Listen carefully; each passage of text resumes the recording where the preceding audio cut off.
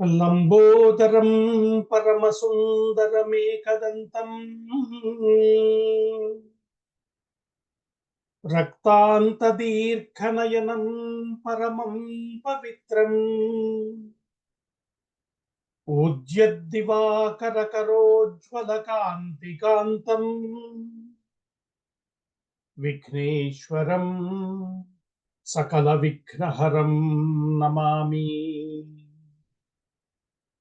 రామాయ రామభద్రాయ రామచంద్రాయ వేధసే రఘునాథాయ నాథాయ సీతాయాః పతయే నమః.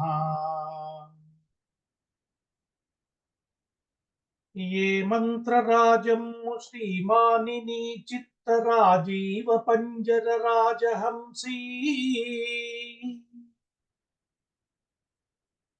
ఏ మంత్రరాజం వామదేవ మునీంద్ర హృధ్యానగమ్య మౌనిద్ధ పదవీ ఏ మంత్రరాజం కామ సందోహ నిర్మూల కాలానల కీల రీతి ఏ మంత్రరాజం శ్రీమత్ ప్రభా సచ్చిదానంద కందైకతాన పణితి తారక బ్రహ్మరాజీయ తత్వ చింతనా రహస్య శృతి శిరోధారమౌ ఆ దివ్య మనోహర రామాభిధాన మంత్రరాజము జగముల మనచుగాక.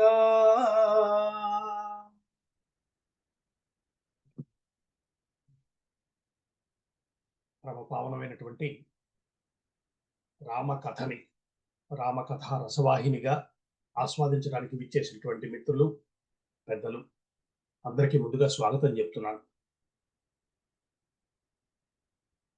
రామాయణం మనందరికీ తెలిసిన కథ. ఎన్నిసార్లు విన్నా మళ్ళీ వినాలనిపించేటువంటి సంస్కారం మనందరిది. మన మిత్రుడు అంటున్నాడు, మళ్ళీ మొదటి నుంచి చెప్పినా వింటారబ్బా. అది మనిషిలో ఉన్న, భారతీయులో ఉన్న సంస్కారం. అది ఎవరు చెప్పినా వింటారు. కాబట్టి నాలాంటి సామాన్యులు చెప్పినా కూడా రామకథ అనేసరికి వచ్చి కూర్చుని వినటం అన్నది భారతీయుల యొక్క జీవ లక్షణం.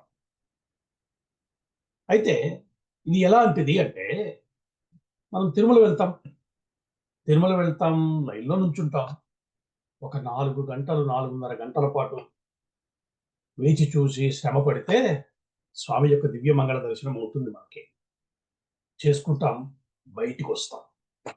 సరిగ్గా బయటికి రాగానే ఎవరో కనబడతారు. అయ్యా, మా దగ్గర ఒక 2 టికెట్లు ఉన్నాయి దర్శనానికి, మా వాళ్ళెవరో రాలేదు, మీకు అభ్యంతరం లేకపోతే మాతో రావచ్చు అన్నారు అనుకోండి. ఏమంటాం? అబ్బాయి ఇప్పుడే వెళ్ళొచ్చారండి, మళ్ళీ ఎక్కడ వెళ్తాం అంటామా? ఎగిరి గంతేస్తాం. అప్పటికి ఇంకా భోజనం చేయవలసి ఉంటుంది. అవన్నీ మర్చిపోతాం. తిరిగి మళ్ళీ వాళ్ళతో కలిసి ఆ లైన్లో వెళ్ళిపోతాం. ఇది స్వామి యొక్క వైభవం. మా రాముడు అలాంటి వాడే. అసలు ఆయన పేరులోనే అందం ఉందండి. రమణీయత్వాత్ రామ. రాముడు అంటేనే రమణీయమైన వాడు. అయితే గతంలో మనం చెప్పుకున్న రమణీయత్వం అంటే ఏమిటి అంటే, క్షణక్షణం యన్నవతాముపైతి తదేవ రూపం రమణీయతాయాహ అని చెప్పుకోమన్నారు పెద్దలు. అంటే ఇవాళ ఒకసారి విన్నాను రామకథ, రాముడిని చూసాం, ఒకసారి భలే ఉన్నాడే అనుకున్నాం.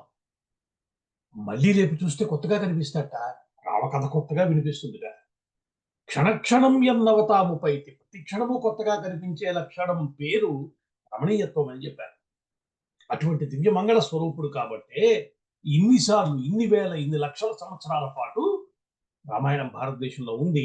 మనందరం కూర్చుని దాన్ని ఆస్వాదిస్తున్నాం. రాముడి యొక్క గొప్పతనం, రామకథ యొక్క గొప్పతనం అది.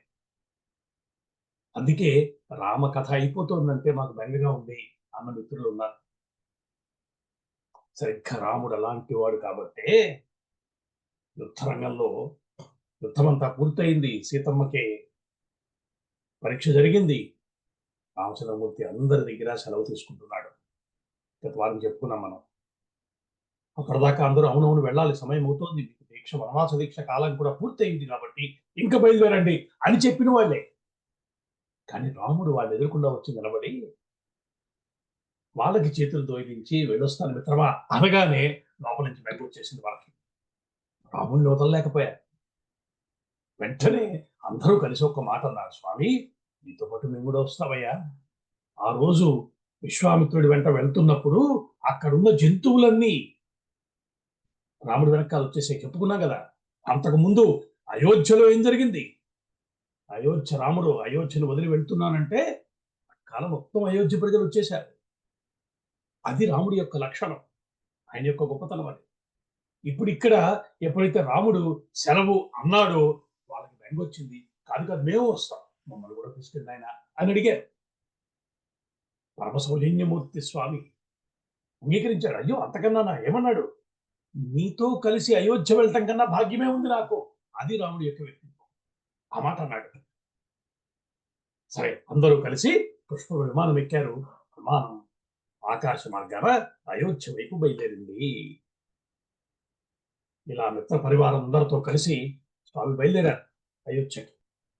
ఆకాశ మార్గంలో వెళ్తున్న స్వామిని చూస్తే సాక్షాత్తు కుబేరుల్లా ఉన్నట్ట. ఎవరిదా విమానం? ఆయనదే కదా. ఒక ఓనర్ తన కారులో ఎలా కూర్చుంటాడు అంత చక్కగా అంత హుందాగా కూర్చున్నారు స్వామి.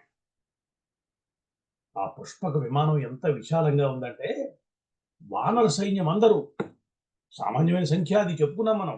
రాక్షసులు వీళ్ళందరూ తొక్కిళ్ళు లేకుండా ఆ దివ్య విమానంలో హాయిగా ఆశీనులై కూర్చున్నారు. వెళ్ళిపోతుంది ఆకాశ మార్గంలో. వెళ్తుంటే సీతమ్మ పక్కనే ఉంది. రామచంద్రమూర్తి ఒక్కొక్క ప్రాంతాన్ని పైనుంచి చూపిస్తున్నారు అమ్మకి.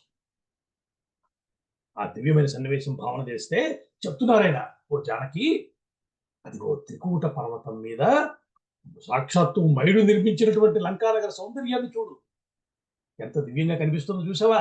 అది లంక అంటే అది పైనుంచి చూపిస్తున్నారు. ఏరియల్ వ్యూ అనమాట, అది చూపిస్తున్నారు. ఇదిగో ఇటువైపు కనిపిస్తోందే యుద్ధ భూమి, రాక్షస సంహారం ఘోరంగా జరిగిన ప్రాంతం అది. ఇంకా యుద్ధపు ఆనవాళ్ళు అలాగే ఉన్నాయి. ఇదిగో ఈ ప్రాంతంలో రావణాసురుడిని సంహరించాను నేను. కుంభకర్ణుడు అదిగో అక్కడ, ఇక్కడ ఈ ప్రాంతంలో ప్రహస్తుడు, ఆ పక్కన ధూమ్రాక్షుడిని హనుమంతుడు సంహరించాడు. ఇదిగో సుషేనుడు విద్యుత్మాలిని చంపింది ఇక్కడే. పైకి చూపిస్తున్నాడు స్వామి. ఇంద్రజిత్తుని లక్ష్మణుడు ఇదిగో సరిగ్గా ఈ చోట్లో సంహరించాడు. మన అంగదుడు ఉన్నాడే, వికటుడు అనే ఒక రాక్షసుడు ఉన్నాడు, వాడి ప్రాణాలు ఇదిగో తీసింది ఇక్కడే. తన వాళ్ళ గురించి చెప్తున్నాడు, జరిగే విషయం చూపిస్తున్నాడు. అద్భుతమైనటువంటి సన్నివేశం అది. ఆయన అంటున్నాడు, మండోదరి దేవి సవతులతో కలిసి వచ్చి ఇక్కడే పోరుని విలపించింది. మీరు సాగర్ తీరానికి వచ్చేసాం. చూసావా ఎంత ఉందో సముద్రం, ఎలా ఉందో చూడు. ఇంతటి సముద్రాన్ని దాటొచ్చి మేము ఆ రోజు రాత్రి ఈ సువేల పర్వతం మీద విశ్రమించాం. అదిగో ఆ సేతు కనిపిస్తుందా? నీ కారణంగా, నీ కోసం మహాసముద్రం మీద సేతువు నిర్మింపజేశాను. మన నలుడే నిర్మాత, నలసేతువు అంటున్నారు దాన్ని ఇప్పుడు. చూసావా సముద్రం చూడు ఎలా ఉందో, ఎలా ఘోషిస్తోందో. దూరంగా చూడు, ఒక పర్వత శిఖరం కనిపిస్తోందే, అదేంటనుకుంటున్నావు? మైనాక పర్వతం. మన హనుమంతుడికి మార్గమధ్యంలో విశ్రాంతి తీసుకోమని ఆహ్వానించిన మిత్రుడతడు అని చెప్తున్నాడు. ఇదిగో ఈ వైపు తీరంలో చూడు, ఇక్కడ ఉండగా విభీషణుడు తన నలుగురు సచివులతోనూ కలిసి వచ్చాడు. మమ్మల్ని కలుసుకున్నది ఈ స్థలంలోనే. ఇలా ఒక్కొక్క స్థలాన్ని చాలా అందంగా చక్కగా సీతమ్మకు పరిచయం చేస్తున్నాడు రామస్వామి. వేగంగా వెళ్ళిపోతుంది విమానం. క్రమంగా కిష్కింధ నగరానికి చేరువైంది. దూరం నుంచి కనిపించగానే సీత, అదిగో చిత్ర విచిత్రమైన అరణ్యాలతో కూడుకుంది చూడు కిష్కింధ నగరం, ఇక్కడే వాలిని సంహరించాను నేను అనగానే, కిష్కింధ దగ్గరికి వస్తుంది అనగానే సీతమ్మ ఒక మాట అంది. నా తల్లి ఎంత సౌజన్యమూర్తో చూడండి. నాథ, కిష్కింధలోనే కదా సుగ్రీవుని పత్తులు ఉంటారు, తార రుమా వీళ్ళందరూ ఉన్నారు కదా, వాళ్ళని కూడా మనతో పాటు మిగతా వానర స్త్రీలందరినీ కలిసి అయోధ్య తీసుకెళ్దామా అని అడిగింది. అమ్మ అడగటం స్వామి కాదంటమా. వెంటనే అంగీకరించాడు. విమానాన్ని కిందకి దిగమని ఆదేశించాడు. సరిగ్గా వెళ్ళి కిష్కింధ నగర ద్వారంలో దిగింది పుష్పక విమానం. వెంటనే సుగ్రీవాదులంతా దిగారు. వారి వారి నగరంలోకి ప్రవేశించి వారి వారి భవనాలకు వెళ్ళారు. త్వరగా భార్యలతో సహా కలిసి అందరూ కలిసి తిరిగి వచ్చారు. విమానాన్ని అధిరోహించారు. మళ్ళీ విమానం బయలుదేరి ఆకాశ మార్గంలో సాగిపోతారు. వెళ్ళిపోతుంటే ఋష్యముఖ పర్వతం కనిపించింది పైనుంచి. రాముడు చెప్తున్నాడు, వైదేహి, మెరుపులతో కూడుకున్న మహామేఘాల్లా కనబడుతున్న ఆ పర్వతమే ఋష్యముఖ పర్వతం. నేను సుగ్రీవుణ్ణి మొట్టమొదటిసారిగా ఇక్కడే కలుసుకున్నాను. వాలి వధకి ప్రతిజ్ఞ చేశాను. మేమిద్దరము అగ్ని సాక్షిగా వడంబడిక కుదుర్చుకున్నాం. ఇవన్నీ అమ్మకి చెప్తున్నాడు. అది దూరంగా పంపా సరోవరం. చూడు, ఎంత ప్రకృతి సౌందర్యానికి ప్రత్యక్ష నిదర్శనం అది. ఆ పంపా నదీ తీరంలోనే నిన్ను తలుచుకుంటూ రెయ్యింబవళ్ళు వెలిపించాను అంటున్నాడు స్వామి. అది ఆయన ప్రేమ. ఆ సమీపంలోనే చూడు, అక్కడ శబరిని కలిశాను. ఆ తల్లి దర్శనమైంది నాకు అంటున్నాడు. అది ఆయన సౌజన్యం. దర్శనం ఇచ్చింది ఎవరు, దర్శనాన్ని పొందింది ఎవరు? కానీ ఈయన మాటల్లో చెప్పాలంటే శబరిని దర్శించాను నేను అంటున్నాడు. ఇదిగో ఇక్కడ కబంధుణ్ణి సంహరించాను. నీకు తెలుసు జనస్థానం అదిగో.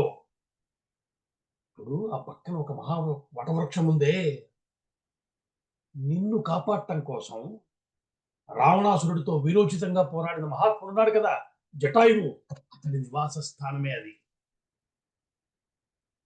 నేను కరదూషణాదులను సంహరించిన స్థలం ఇదిగో ఇక్కడే కనిపిస్తుంది కదా. అక్కడ పంచవటి, మనం కట్టుకున్న పర్ణశాల ఇంకా అలాగే ఉంది. చూసావా? మొత్తం చూసారా ఏరియల్ వ్యూ ఎంత అద్భుతంగా సాగుతుందో. సరిగ్గా పర్ణశాల దగ్గరే రావణాసురుడు నిన్ను అపహరించాడు. ఆ పక్కన చూసావా నిర్మలమైన నీ హృదయంలో ప్రవహిస్తోంది గోదావరి నది. దాని పక్కనే ఉన్న ఆశ్రమాన్ని గుర్తించావా? అగస్త్య మహర్షి ఆశ్రమం. అది ఎంత దీప్తివంతంగా కాంతివంతంగా భాషిస్తోందో చూసావా? అది అగస్త్యాశ్రమం. కొంచెం దూరంగా కనబడుతున్నది సుతీష్ణుడి ఆశ్రమం. మీ అందరికీ కూడా ఈ కథలన్నీ గుర్తొస్తూ ఉంటాయి. మనం ఇవన్నీ చెప్పుకున్నాం వివరంగా. దానికి పక్కనే సమీపంలో ఉన్నది శరభంగుడి ఆశ్రమం. శరభంగ మహర్షి ఆయన. దేవేంద్రుడు వచ్చింది అక్కడికే. అక్కడే నేను మహాకాయుడైనటువంటి విరాధుణ్ణి సంహరించాను. ఇవన్నీ తల్లికి కూడా పరిచయం ఉన్న విషయాలు కదా. ఇంకా ఇవన్నీ ఋష్యాశ్రమాలు. ఇదిగో దూరంగా కనిపిస్తుంది చూడు, ఎలాంటి వాడు, సూర్యాగ్ని సమతేజకుడైనటువంటి అత్రి మహర్షి. ఎవరి పేరు స్మరిస్తే పాపాలు పోతాయో అటువంటి అత్రి అనసూల యొక్క ఆశ్రమం అదిగో అదే. ఆయన కులపతి. ఇక్కడే ఆ తల్లితో నీకు పరిచయం అయింది. ఆ సన్నివేశం చాలా రమ్యమైనటువంటి సన్నివేశం. శ్రీరామచంద్రుడికి అందమైన తిలకం దిద్దింది ఆ తల్లి. ఆ రమ్యమైన సన్నివేశాన్ని గుర్తు చేసుకున్నారు. కొంచెం ముందుకు వచ్చింది. వేగంగా వెళ్ళిపోతున్న విమానం నుంచి చూస్తున్నారు. అదిగో చిత్రకూట పర్వతం. గుర్తుందా నీకు? నన్ను అయోధ్యకు తీసుకువెళ్లాలని భరతుడు మొత్తం సమస్తమైన అయోధ్యని వెంట పెట్టుకొచ్చాడు. ఇక్కడే ఆ సన్నివేశం. మనం ఈ ప్రాంతంలో చాలా సంవత్సరాలు ఉన్నాం. ఇదిగో ఈ మహర్షులందరి యొక్క దీవెనలు పొందాం. ఆ పక్కన దూరంగా కనిపిస్తుంది యమునా నది. ఆ నది ఒడ్డునున్నదే భరద్వాజ ఆశ్రమం. యమున కల్లంత దూరంలో కనిపిస్తోందే గంగానది. శృంగిబేరపురం గుర్తుందా? గుడితో పరిచయమైంది అక్కడే మనకి. సరయూ నది ఒడ్డున ఉన్నటువంటి ఆ యజ్ఞ వేదికలు కనిపిస్తున్నాయి. అదిగో దూరంగా కనిపిస్తోంది మా పితృపితామహుల చేత పరిపాలింపబడిన రాజధాని అయోధ్య. 14 సంవత్సరాల వనవాసం తర్వాత మళ్ళీ మనం అయోధ్యని చూడగలుగుతున్నాం అంటూ అక్కడి నుంచి వినయంగా అయోధ్యకి నమస్కరించాడు రామచంద్రమూర్తి. ఎప్పుడైతే రాముడు అయోధ్య నగరాన్ని చూపిస్తున్నాడో విమానంలో కూర్చున్న వానరులు రాక్షసులు అందరూ లేచిపోయారు. ఒకరి మీదకి ఒకళ్ళు ఎగరబడి ఎగబాకి చూస్తున్నారు అయోధ్య పట్టణాన్ని, దాని యొక్క వైభవాన్ని. అద్భుతమైనటువంటి నగరం అది. ఉన్నతమైనటువంటి తెల్లటి మహాసౌధాలతోటి, విశాలమైన వీధులతోటి, గజ అశ్వ సమూహాలతో తీర్చిదిద్దినట్లుగా ఉన్న ఆ అమరావతి పట్టణంలా ఉంది. దేవేంద్రుడు అమరావతి పట్టణంలా భాషిస్తున్న ఆ అయోధ్యను చూసి అందరూ ఆనందాశ్చర్యాల్లో మునిగిపోయారు. అదంతా చూసిన తర్వాత శ్రీరాముడు పుష్పక విమానాన్ని భరద్వాజుడు నివసిస్తున్న ప్రాంతంలో దిగమని చెప్పాడు. చివరికి అక్కడికి చేరారు. పుష్పక విమానం అక్కడ దిగింది. 14 సంవత్సరాలు పూర్తయ్యాయి. ఆ రోజు పంచమి తిథి. రఘువీరుడు భరద్వాజ మహర్షి దర్శనం చేసుకుని భక్తితో నమస్కరించాడు. అడుగుతున్నాడు, మహర్షి, రాజ్యంలో ప్రజలంతా క్షేమంగా సుభిక్షంగా ఉన్నారా? మా భరతుడి ప్రజాపాలన చక్కగా సాగుతోంది కదా? మా తల్లులంతా కుశలమే కదా? అటు రాముడు ప్రశ్నల వర్షం కురిపించాడు మహర్షి మీద. ఇక్కడ ఇందాక పైన స్వామివారు చూపిస్తున్నప్పుడు పైనుంచి ఇంకొక విషయాన్ని కూడా చూపించాడు. సీత, ఇదిగో ఇక్కడే నేను ఈశ్వరుణ్ణి ప్రతిష్ఠ చేశాను. ఈ విషయం మనం ఇప్పుడు చెప్పుకోవాల్సిన అవసరం ఉంది. ఎందుకంటే ఈ రోజు మనం రామేశ్వరంకు చెప్పబడుతున్న క్షేత్రం అది. నేను ప్రతిష్ఠించాడని రామాయణంలో స్వామి చెప్పాడు. అయితే ఈరోజు దుస్థితి ఏమిటంటే భారతదేశంలో రాముడు విష్ణువై ఉండి శివప్రతిష్ఠ చేస్తాడా? ఇంతటి తక్కువ స్థాయి మాటలు మాట్లాడే స్థితిలో సమాజంలో కనబడుతుంది. ఎంత బాధ కలుగుతుందంటే మనసుకి, పెద్దలు ఇలాంటి మాటలు మాట్లాడుతుంటే ఏం చెప్పదలుచుకున్నారు? శివ విష్ణువుల మధ్య భేదం చూసే సమాజమా మనది? చాలా ఆశ్చర్యం అనిపిస్తుంది. పెద్దలు అడిగారట, రామేశ్వరుడు అన్న మాట చిత్రంగా ఉందే, ఏమిటి దీనికి అర్థం అని ఆలోచించారట. సరే, వాళ్ళని వీళ్ళని అడగటం ఎందుకు, తిన్నగా విష్ణువు దగ్గరికి వెళ్ళి ఆయన్నే అడుగుదాము అనుకుని విష్ణుమూర్తి దగ్గరికి వెళ్ళారట. అయ్యా, రామేశ్వరుడు అన్నారు ఏమిటి? రామేశ్వరుడు అన్న మాటకు అర్థం ఏమిటండి అని అడిగారట విష్ణుమూర్తి. అంటే ఆయన చెప్పాక, రాముడికి ఈశ్వరుడు ఎవడో అతడు రామేశ్వరుడు అని చెప్పారు. ఓహో, బానే ఉంది అనుకున్నారు. కానీ మనలాంటి వాళ్ళు కూడా ఈయనేమంటాడో చూద్దామని మహేశ్వరుడు శివుడి దగ్గరికి వెళ్ళారు. ఆయన చెప్తే ఊరుకోవచ్చుగా, అలా ఆగితే మానవ స్వభావం ఏముంది? వెళ్ళి శివుడి దగ్గరికి వెళ్ళారు. శివుణ్ణి అడిగారట, రామేశ్వరుడు అంటే అర్థం ఏమిటండి అని. శివుడికి ఏ రాముడు ఈశ్వరుడో అతడు రామేశ్వరుడు అని చెప్పాట శివుడు. వారిద్దరి మధ్య అభేదం. శివాయ విష్ణు రూపాయ శివరూపాయ విష్ణవే అని కదా మనం చెప్తున్నాం. సరే, ఇంక అక్కడి నుంచి మూడో ఆయన మిగిలాడు. బ్రహ్మగారి దగ్గరికి వెళ్ళాట. ఎవరయ్యా ఈ రామేశ్వరం అన్న మాటకు అర్థం ఏమిటంటే, రాముడే శివుడు, ఆయనే రామేశ్వరుడు అని చెప్పాడు. ఇది సనాతన ధర్మం మనకి బోధిస్తున్న బోధ. శివ విష్ణువుల మధ్య భేదమే చూడరాదు, మహాపాపమది అని చెప్తున్నారు. మనము అటువంటి మాయలో చిక్కుకోకుండా మనల్ని కాపాడాలని రామచంద్రమూర్తి మనం ప్రార్థన చేద్దాం. ఇప్పుడు ఆ మాట చెప్పిన తర్వాత ఇక్కడికి మళ్ళీ తిరిగి వస్తే, ఇక్కడ భరద్వాజ మహర్షి ఆశ్రమంలో రామచంద్రమూర్తి మాట్లాడుతుంటే ఇన్ని ప్రశ్నలు అడిగాడు ఆయన. అడిగితే మహర్షి చిరునవ్వు నవ్వుతూ సమాధానం చెప్తున్నాడు. రామచంద్ర, నీ సోదరుడు భరతుడు సామాన్యుడు కాదయ్యా. నీ పాదుకల్నే తదేకంగా అర్చన చేస్తూ దీక్షగా జడలు పెంచుకుని నీ రాక కోసం ఎదురు చూస్తున్నాడయ్యా. మీ ఇంట్లో అందరూ కుశలమే. ఆ రోజు నారచీరలు కట్టుకుని భార్యా సమేతుడవై లక్ష్మణుడితో నువ్వు వచ్చావే, ఆ రోజు మిమ్మల్ని చూశాను. ఎంతగానో బాధపడ్డాను నేను అంటున్నాడు. ఎవరు? మహర్షి భరద్వాజుడు. అంటే మహర్షులు కూడా ఇలా బాధపడతారా అంటే, ఎలాంటి వాడు ఎలా వచ్చాడో వాళ్ళకి తెలుసు కదా. రాముడంటే రాజు, నాకు ఇష్టమైన వాడు ఇక్కడికి వచ్చాడు, అదే ఆయన చూస్తున్నది. ఈ భావాన్నే పోతన గారు అద్భుతంగా మనకు అందించారు. వేదాంత వీతుల విహరించు విన్నాణి, విహరించు కాంతార వీధులందు, ఫణిరాజశయ్యపై పవళించు సుఖభోగి పల్లవ శయ్యల పవ్వళించు గురుయోగి మానస గుహల గృమ్మరుమేటి గృమ్మరునద్రీంద్ర గుహలలోన కమలతోడ పెనంగి కడుడయ్యు చతురుడు ఆ ధీర జనులతో పెనగుడయ్యు అఖిల లోకములకు ఆశ్రయుండగు ధీరుడు అలసి తరుల నీడనాశ్రయించు యాగభాగ చయములాహరించు మహాత్ముడు అడవిలోని ఫలములారగించు వేదాంత వీధుల విహరించు విన్నాడి విహరించు కాంతార వీధులందు ఎక్కడి వాడు, ఎలాంటి వాడు, ఎంత దిగొచ్చాడయ్యా, ఎవరి కోసం ఇది? భక్తులను అనుగ్రహించాలంటే స్వామి అంత కష్టపడతాడు. అలా వచ్చాడు.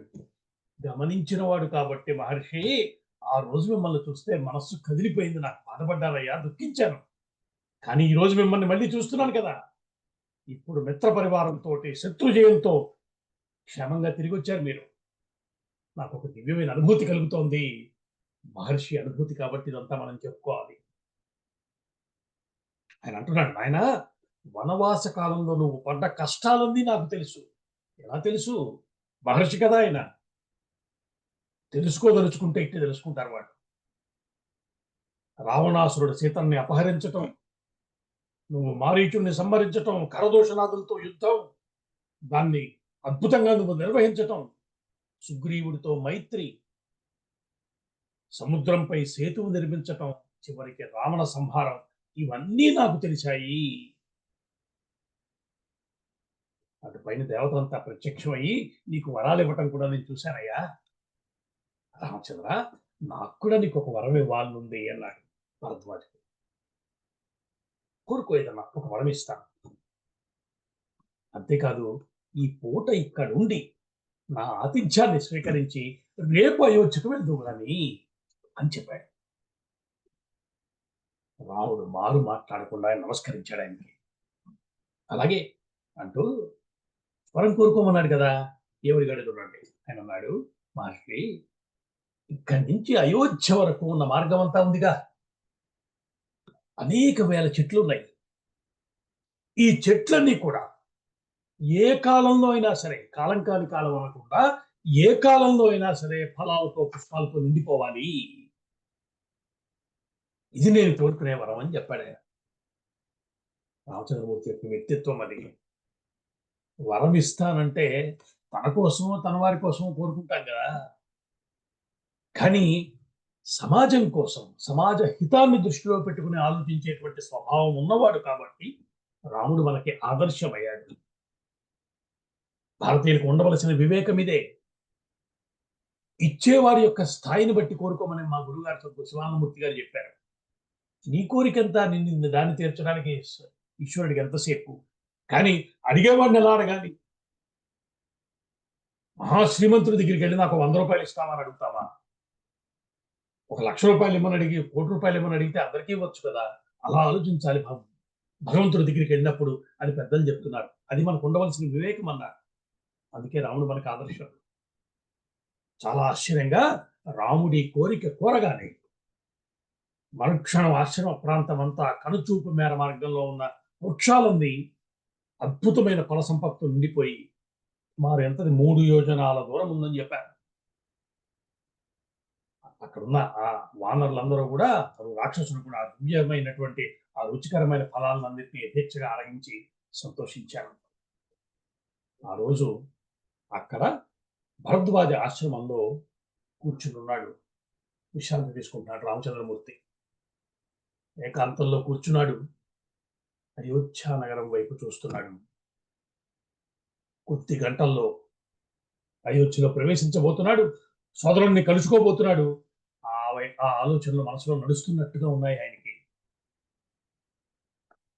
అయితే రాముడు కదండి, వెంటనే ఏదో ఆలోచన వచ్చింది మనసులో. ఆంజనేయుడిని పిలిచాడు. వచ్చాడు హనుమాన్.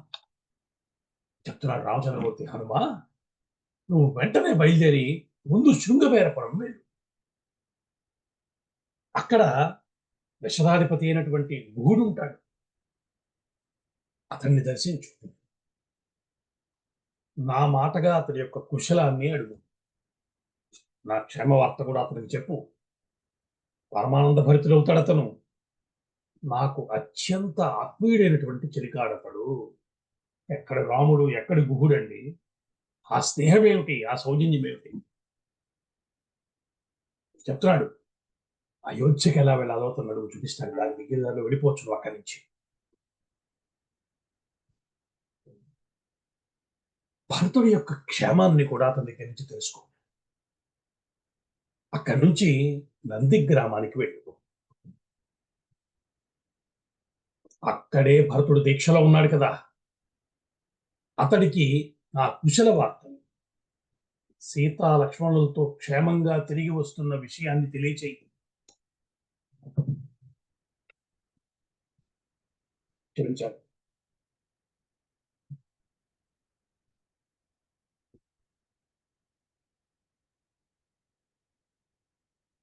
రావణ సంహారం గురించి, వాలివధ, సుగ్రీవ మైత్రి, ఇవన్నింటిది వివరంగా చెప్పతానికి.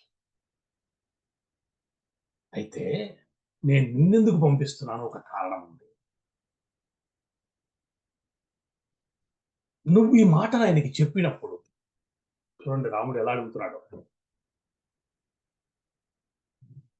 ఈ విషయం ఆయనతో చెప్తున్నప్పుడు భరతుడి ముఖాల్లో, ముఖ కవళికల్లో ఏమైనా మార్పులు వస్తున్నాయేమో గమనించు. అతడి మనసు గుర్తించు. ఎందుకంటే సమస్త భోగాలకు నిలయమై సమృద్ధమైనటువంటి రాజ్యం ఎంతటి వాటి మనసునైనా ప్రలోభ పెడుతుంది. ఒకవేళ రాజ్యాధికార, ఈ రాజ్యభోగ సాంగత్యం వల్ల భరతుడు కనుక రాజ్యకాంక్షకు లోనై ఉంటే, అది జాగ్రత్తగా గమనించు సుమా. ఒకవేళ అది జరిగితే ఈ రాజ్యాన్ని అతడే ఎదుర్కొంటాడు. సమస్త సామ్రాజ్యాన్ని అతడికే వదిలిపెట్టేస్తాడు. తన ఏడుబడిలో ఉంటుంది. అందుచేత భరతుడి మనసులోని ఆలోచనలు, అభిప్రాయాలు, ఆశలు ఇవన్నీ గ్రహించి నువ్వు రా. నిన్నెందుకు పంపిస్తున్నాను తెలుసా? నువ్వు సమర్థుడు. మనం ఆయన యొక్క సమర్థత గురించి చాలా చెప్పుకున్నాం. సామాన్యుడు కాదు హనుమ. దూతగా వెళ్ళటం అంటే ఏమిటో చూపించాడు మనకి. ఇప్పుడు మళ్ళీ భరతుడి దగ్గరికి పంపిస్తున్నాడు రామచంద్రమూర్తి. అత్యంత సౌజన్యం మూర్తి కాబట్టి, ఒకవేళ తమ్ముడి మనసులో రాజ్యం నాకే ఉంటే బాగుండు, కొద్ది కాలం ఏలుకుంటాడు ఉంటే బాగుండు అనిపిస్తే ఆయనకే వదిలిపెట్టేస్తానని చెప్పి ఆ విషయాన్ని తెలుసుకురమ్మని పంపిస్తున్నాడు శ్రీరామచంద్రమూర్తి. బహుశా నాకు తెలిసి ప్రపంచ సాహిత్యం మొత్తాన్ని మీరు వెతికి చూస్తే ఇలాంటి అన్నదమ్ములు ఎక్కడా కనబడరు. రాముడు ఇప్పుడు భరతుడి పట్ల ఆలోచించిన తీరుని మనం చెప్పుకున్నాం కదా. ఇంకా కొద్దిసేపట్లో భరతుడు వస్తాడు. ఆయన ఏమంటాడో చూద్దాం. ఎట్లాంటి అన్నదమ్ముల్ని చూపించిందండి రామాయణం మనకి. ఇలా బతకమని చెప్పింది. కాబట్టి హనుమ, నువ్వు వెళ్ళి గమనించి ఇక్కడున్నట్టు తిరిగి రావాలి. అది కూడా అవసరం. మేము ఇక్కడి నుంచి బయలుదేరి అట్టే దూరం రాకముందే నువ్వు మాకు ఎదురొచ్చేసేయాలి, మమ్మల్ని కలుసుకోవాలి. ఎందుకంటే మేము పుష్పకం మీద వస్తున్నాం. వేగంగా వెళ్ళాలి, విషయం చెప్పాలి, ఆంతర్యమేమో తెలుసుకోవాలి, తిరిగి వచ్చినాం చెప్పాలి. ఇది పని అని మళ్ళీ చెప్పాడు హనుమంతుడికి శ్రీరామచంద్రమూర్తి.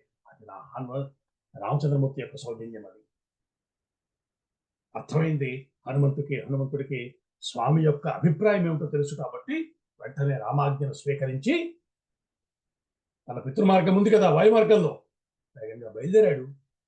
తిన్నగా శృంగబేరపురం వెళ్ళిపోయాడు. గుహుణ్ణి కలిశాడు. రామాగమన వార్తను చెప్పాడు. పరవశించిపోయాడు గుహుడు. అద్భుతమైనటువంటి ఆతిథ్యం ఇచ్చాడు. అక్కడ వెంటనే హనుమంతుడు చెప్పాడు, నాకు ఇక్కడ సమయం లేదు. ఎప్పుడు పాపం ఆయన పరిస్థితి అండి, ఎవరు ఏమిద్దాం అనుకున్నా తీసుకునే సమయం లేనివాడు, తన కోసం ఏదీ చేసుకుని వాడు హనుమంతుడు. ఇక్కడ కూడా అదే, లేదు లేదు బయలుదేరాలన్నాడు. వెంటనే అక్కడి నుంచి దారి తెలుసుకున్నాడు. వేగంగా బయలుదేరి నంది గ్రామానికి వెళ్ళిపోయాడు. నంది గ్రామం చేరుతూనే దూరం నుంచే పరిస్థితి ఉందో చూశాడు. అయోధ్యకి ఒక క్రోశ దూరంలో ఉంది, కొద్దిపాటి దూరంలోనే ఆ గ్రామం ఉంది. హనుమంతుడు చూస్తున్నాడు, అక్కడ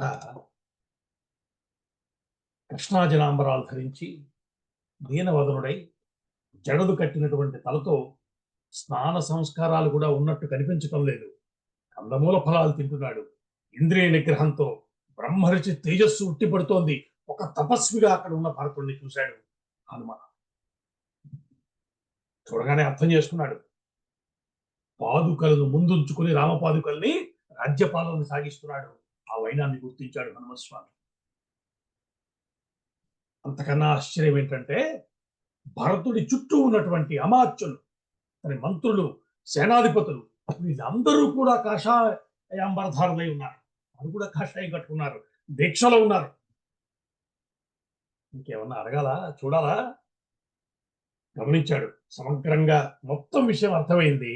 ఆంజనేయ స్వామికి భరతుడిని సమీపించాడు. ఆర్య, నన్ను హనుమంతుడు అంటారు.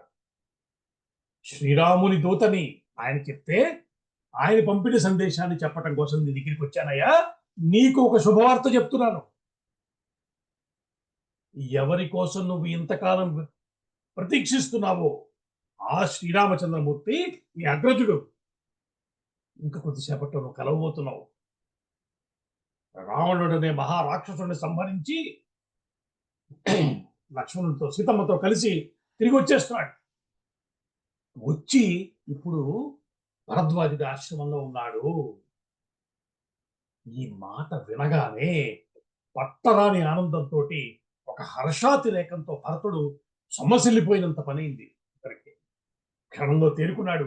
ఆంజనేయుడిని గట్టిగా కౌగిలించుకుని ఆనంద బాష్పాలతో అభిషేకించాడు. ఆయన అన్నాడు, నువ్వు ఎవరివయ్యా, దేవుడివా మానవుడివా ఏమో, కానీ ఎంత ప్రియమైన వార్త చెప్పావు నాకు. చెప్పు, ఏమిమ్మంటావు?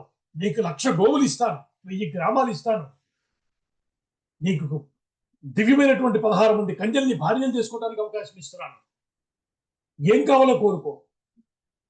ఇన్ని సంవత్సరాల తర్వాత నా ప్రభు యొక్క వార్త విన్నాను. ప్రభు అంటున్నాడు, నా ప్రభు యొక్క వార్త విన్నాను. మిత్రమా, జీవించి ఉంటే 100 ఏళ్లకైనా శుభవార్తలు వింటాము. ఈ శ్లోకం గుర్తొచ్చిందా? రామాయణం ఇస్తున్న ప్రధానమైన సందేశం మనం చెప్పుకున్నాం.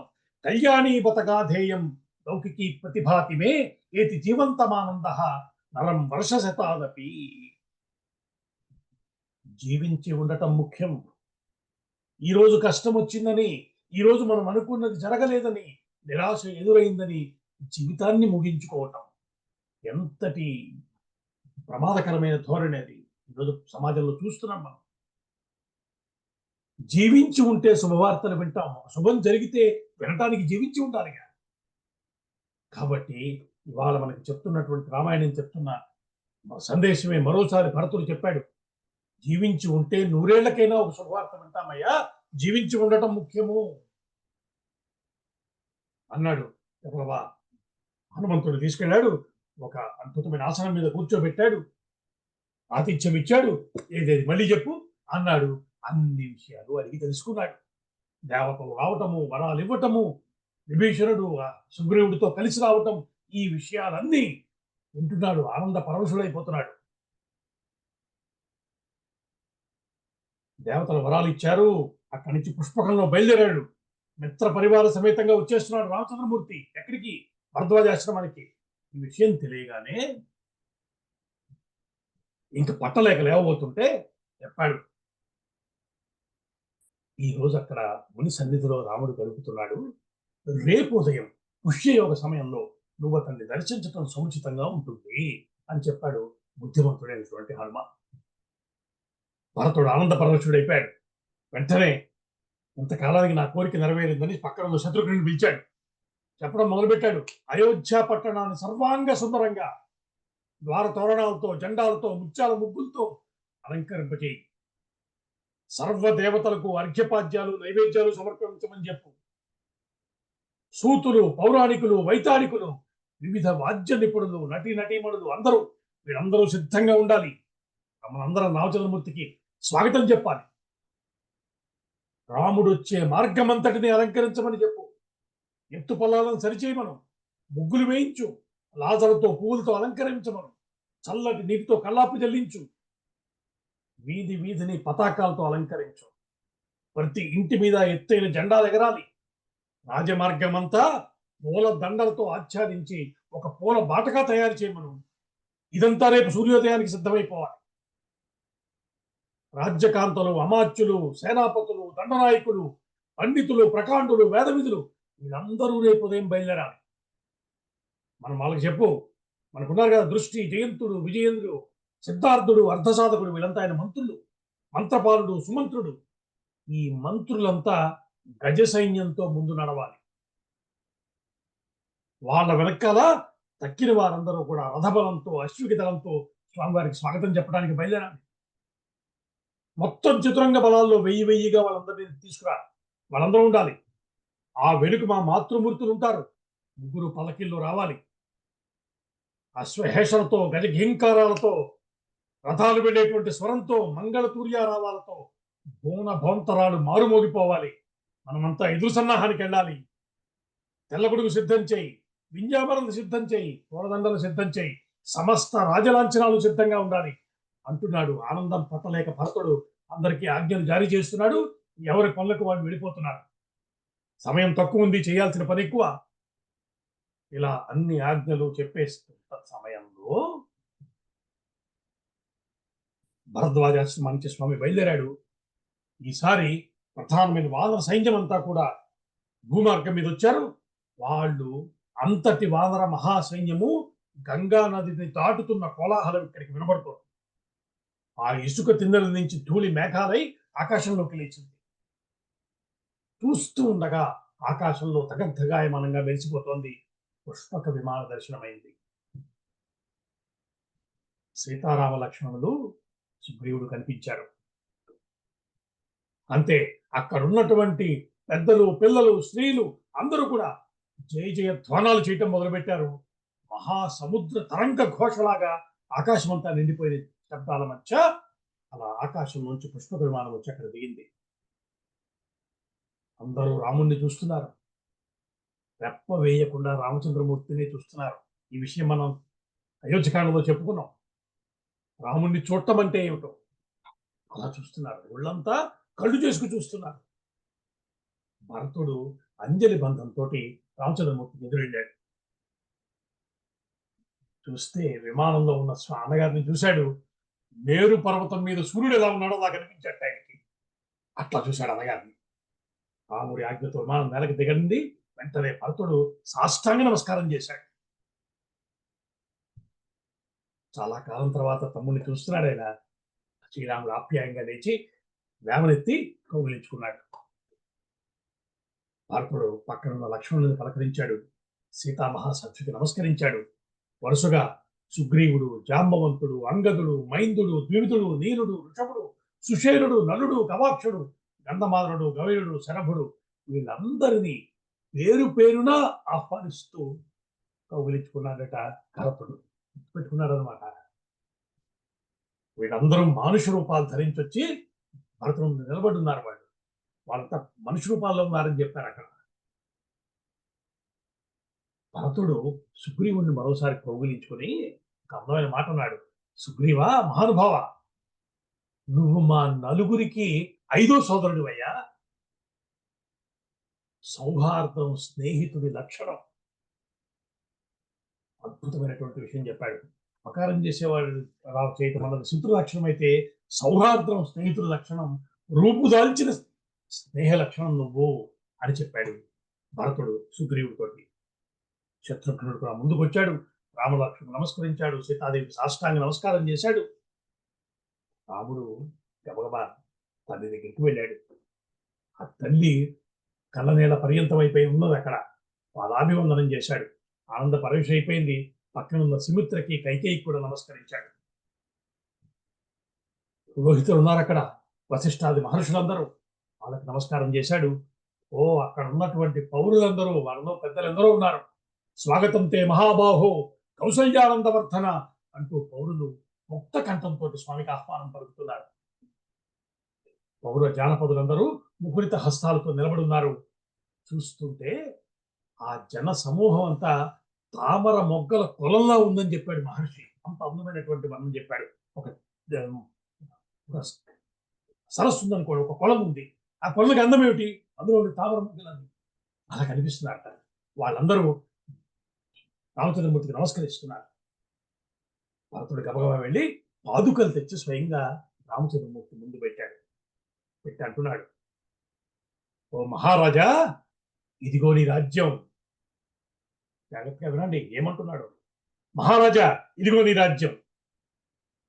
ఇంతకాలం రక్షించాను, ఇప్పుడు నీకు అప్పగించేశాను. నా జన్మ చరితార్థమైంది, నా కోరిక తీరింది. నువ్వు రాజధానికి తిరిగి వచ్చావు. ఇదిగో కోశము, కోష్టాగారము, పురము, సైన్యము అన్ని ఒక్కసారి చూసుకో. స్వామి, మీ దయ వల్ల వీటిని 10 రెట్లు పెంచగలిగాను. అద్భుతమైన శ్లోకం చెప్పాడు. అవేక్షతాం భవాన్ కోశం కోష్టాగారం పురం బలం భవత తేజసా సర్వం కృతం దశగుణం మయా. దీనికి పెద్దలు చెప్పిన వ్యాఖ్యానం చాలా గొప్పగా ఉంది. మా అన్నగారు వెళ్ళిపోయాడు, నా మీద బడ్డంతా పడేశాడు, ఏం నాకు ఇది ఆ భావన ఎక్కడా లేనే లేదు. నిష్ఠగా నిర్వహించటము, సమర్థవంతంగా నిర్వహించటము భరతుల్లో కనిపిస్తున్న ప్రత్యేకత. ఏం చెప్తున్నాడు? నీ దయ వల్ల మన కోశాన్ని, కోష్టాగారాన్ని 10 రెట్లు పెంచగలిగాను. ఇదిగో నీవు వచ్చేటప్పటికి ఇది నేను చేసిన డెవలప్మెంట్ ఎంతో అని చూపిస్తున్నాడు. ఎక్కడ పని వదిలేసి తిరగటం అన్నది లేనే లేదు. ఇలా సోదర ప్రేమ గౌరవంతో పలుకుతున్న భరతుల్ని చూసి వానరులకి, రాక్షసు వీళ్ళకి కళ్ళ వెంట నీళ్లు వచ్చాయి. సరే, ఇదంతా ఎక్కడ జరుగుతోంది?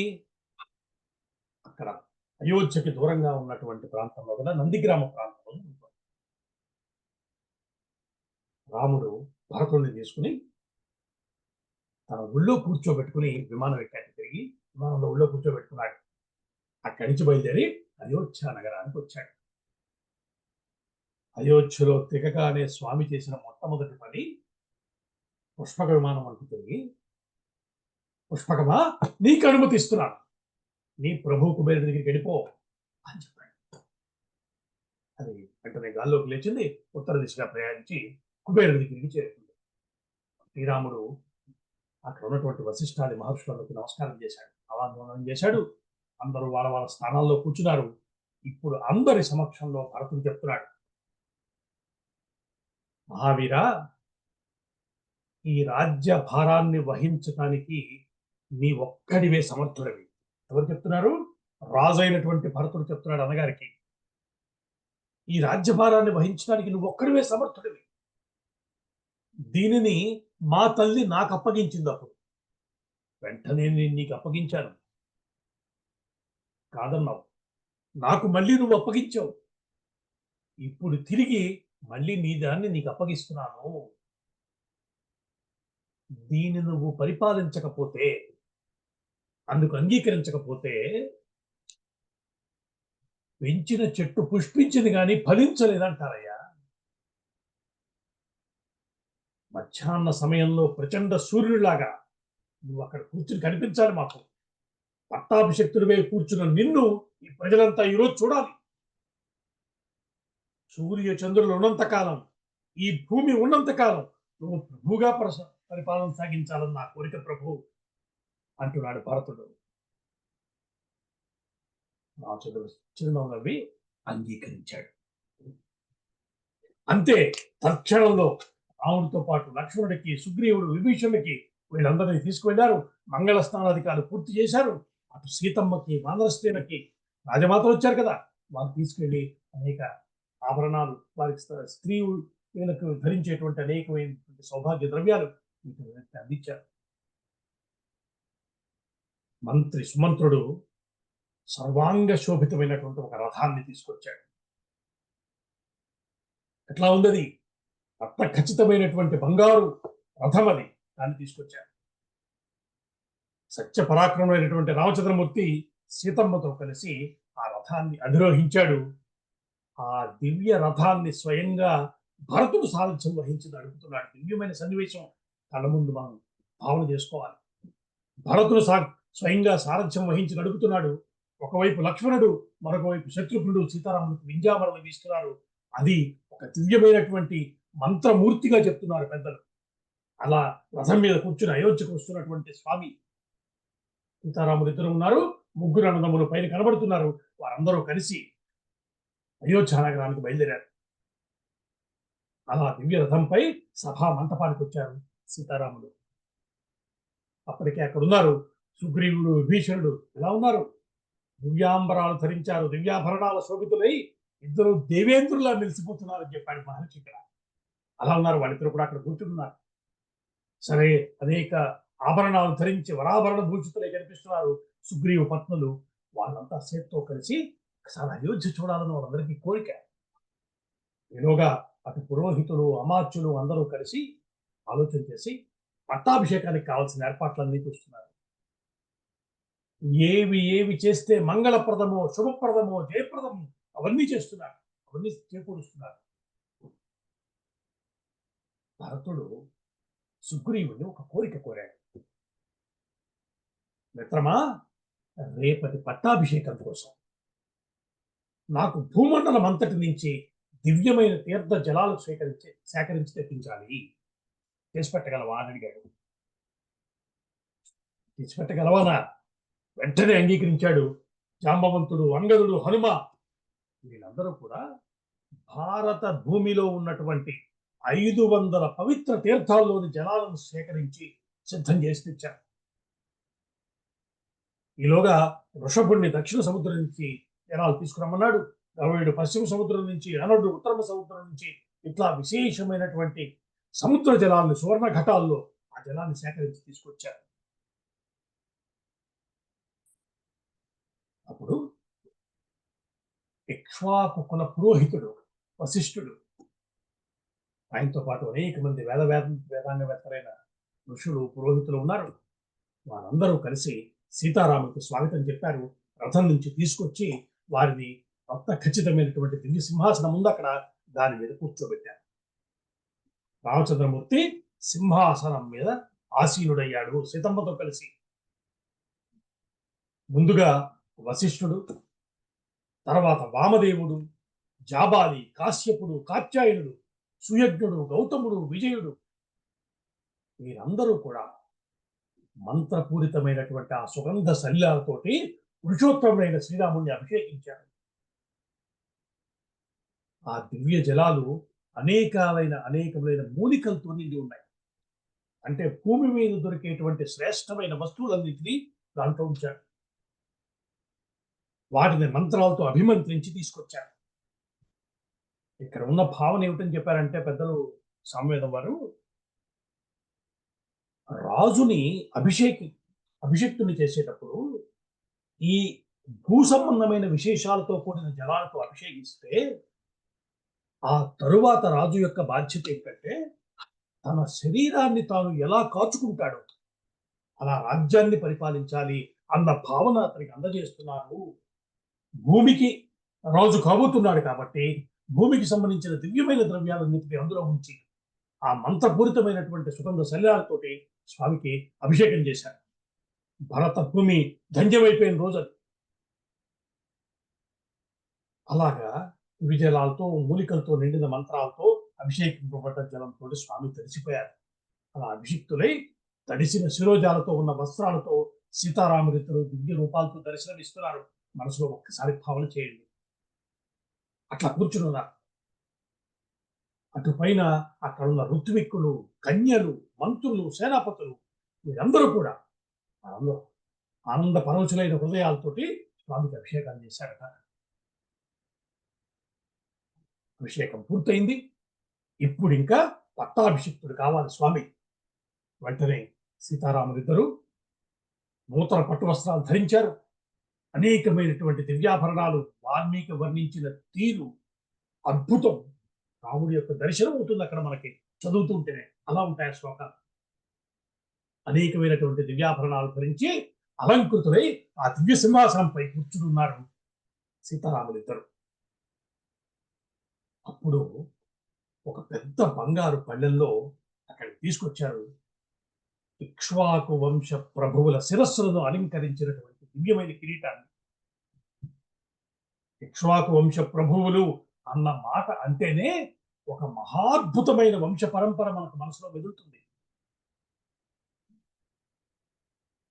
మనకు చెప్తారు ఎవరా రాజులు అంటే ఆ రాజులు ఒక్కొక్కరు నారాయణమూర్తులు.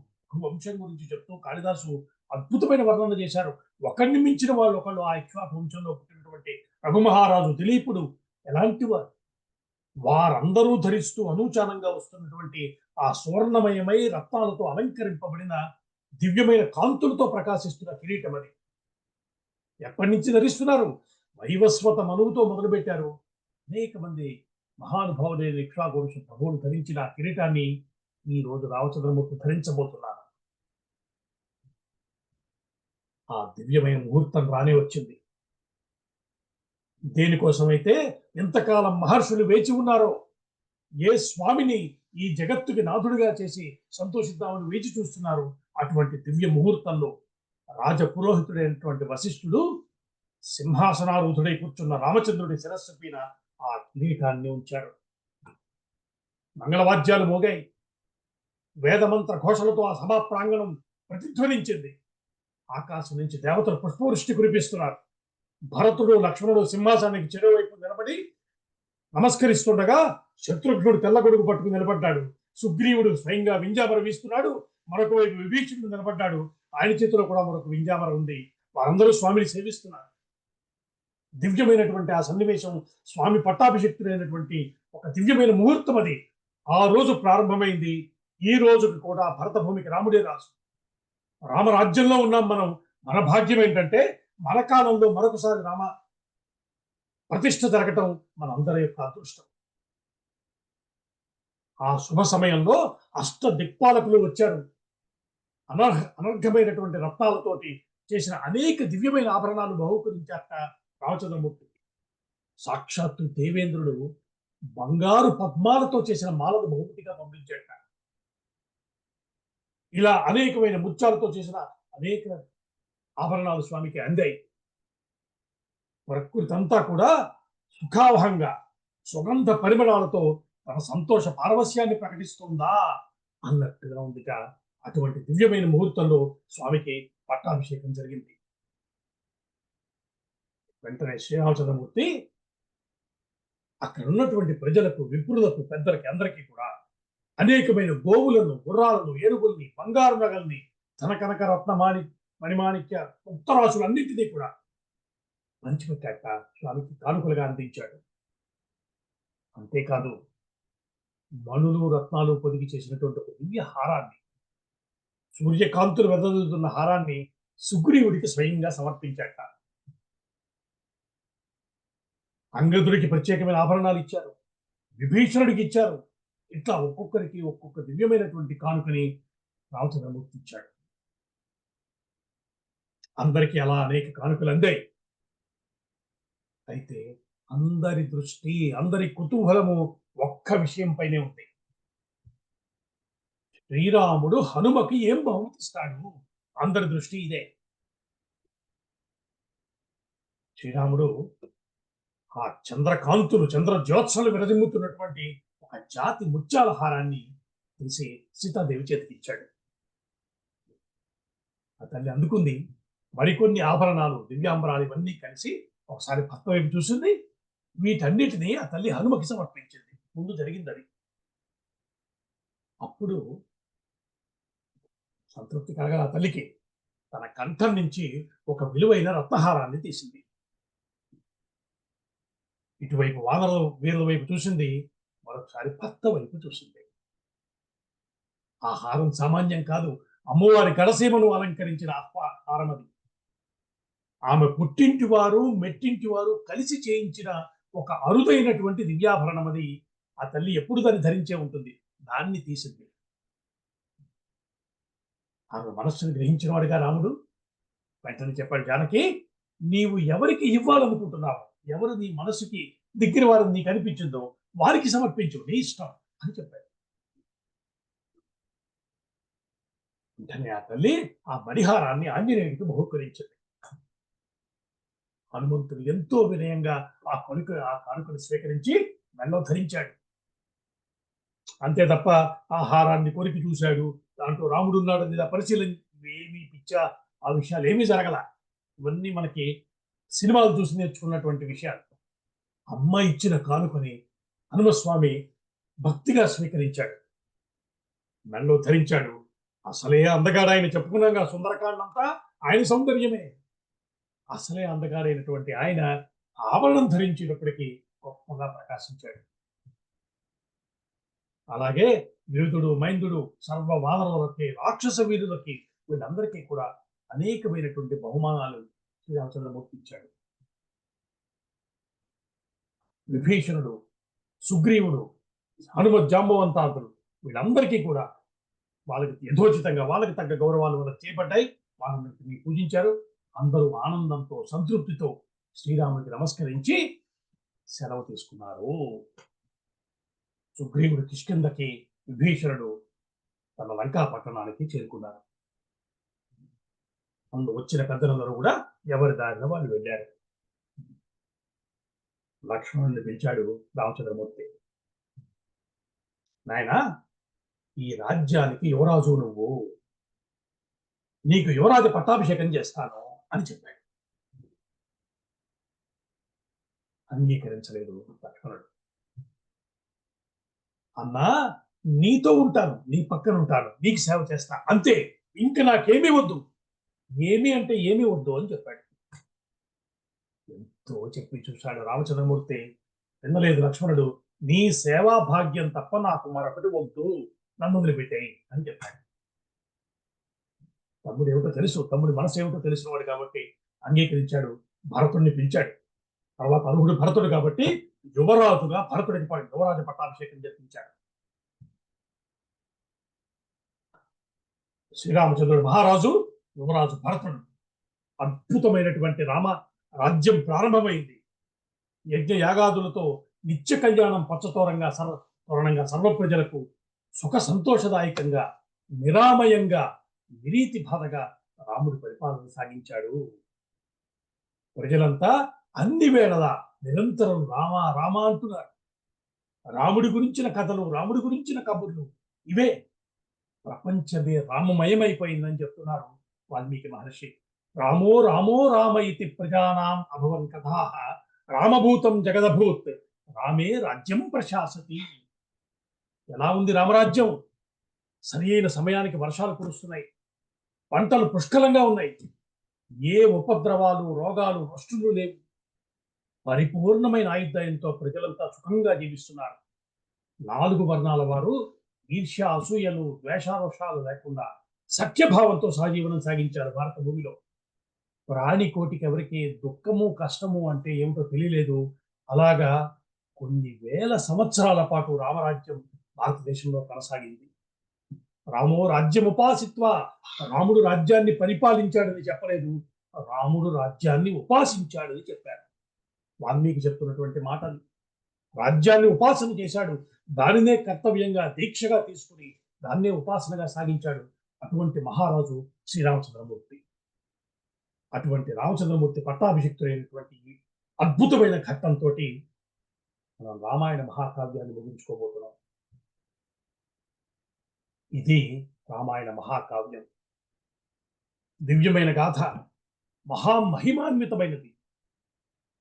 ఏది ఇలాంటివి చెప్పుకున్నా చివరి ఫలితం ఏమిటో చెప్పుకోవాలి కాబట్టి పెద్దలు చెప్పిన 2 మాటలు చెప్పుకున్నాం. రామాయణం వినటం ఒక యోగం. శ్రద్ధగా విన్నవారికి దీర్ఘాయువు లభిస్తుంది. దూరమైనటువంటి బంధుమిత్రులు తిరిగి దగ్గరవుతారు. కుటుంబాల్లో ఈర్ష్య, అసూయ, ద్వేషాదులు తొలగి స్నేహభావం పెరుగుతుంది. విన్నవారందరూ ఆరోగ్య ఐశ్వర్యాలు కలిగి సుఖవంతమైన జీవనాన్ని పొందుతారు. అంతకన్నా గొప్ప ఫలితం ఏం చెప్పారంటే, రామకథ వింటే, రామాయణాన్ని వింటే చాలు పితృదేవతలు సంతోషించి సంతానాన్ని అనుగ్రహిస్తారు. ఇది చెప్పారు. ఇలాంటి దివ్యమైన ఎన్నో వరాలను అందించగలిగిన రామాయణ మహాకావ్యం మనకి రామచంద్రమూర్తి అనుగ్రహాన్ని అందిస్తుందనటంలో మనకి ఏ సందేహము అక్కర్లేదు. అటువంటి అద్భుతమైన రామ పరబ్రహ్మములకు జాంబవత్ సుగ్రీవ భరత శత్రుఘ్న లక్ష్మణ సమేత శ్రీ సీతారామ పరబ్రహ్మకు జై అంటూ మనం స్వామివారిని ప్రార్థన చేస్తూ అద్భుతమైన మంగళ శ్లోకాలు చెప్తాడు చివర. రామాయణమిదం కృత్స్నం శృణ్వత పఠత సదా ప్రియతే సతతం రామ సహి విష్ణు సనాతన. సామాన్యుడు కాదు, ఎవరా రామచంద్రమూర్తి? విష్ణు సనాతన ధన్యం యశస్యమాయుష్యం రాజ్ఞాం చ విజయావహం ఆదికావ్యమిదం త్వార్షం పురా వాల్మీకినా కృత వాల్మీకిగిరి సంభూత రామసాగరగామిని పునాతి భువనం పుణ్య రామాయణ మహానది శ్లోకసార సమాకీర్ణం సర్గకల్లోల సంకులం కాండగ్రాహ మహామీనం వందే రామాయణాత్మవం వేదవేద్యే పరే పుంసి జాతే దశరథాత్మజే వేద ప్రాచేత సాదాసీత్ సాక్షాత్ రామాయణాత్మన అని చెప్పినటువంటి ఆ అద్భుతమైనటువంటి రామచంద్రమూర్తి యొక్క కథని మనం ఇలా చెప్పుకోగలిగాం. స్వస్తి ప్రజాప్య పరిపాలయంతాం న్యాయేన మార్గేణ మహిమహేషాః గోబ్రాహ్మణేభ్యో శుభమస్తు నిత్యం లోకాః సమస్తాః సుఖినో భవంతు. యదక్షరపదభ్రష్టం మాత్రాహీనం చ యద్భవేత్ తత్సర్వం క్షమ్యతాం దేవ రామచంద్ర నమోస్తుతే. రామ పరబ్రహ్మములకు మరొకసారి నమస్కారం చేసుకుంటూ ఈ రోజుతోటి రామాయణ ప్రవచనంలో రామ పట్టాభిషేక కథ దాకా మనం చెప్తుంది. ఇది మనం ముగించుకుంటున్నాం. స్వస్తి.